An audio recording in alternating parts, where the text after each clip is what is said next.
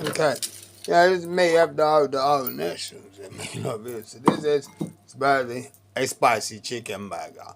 It goes in the this, not goes in the duck. Closes on for let's say 10 minutes to the frost. Normally, then I can put it in the tester. But now I can actually cook it all in there like 2.5, 3 minutes, baby. But the tester gives it that grilled finish. Yeah, instead of the heated and steamed one. Yeah.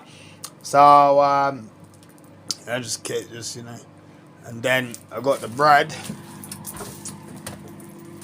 Got the bread. Yeah.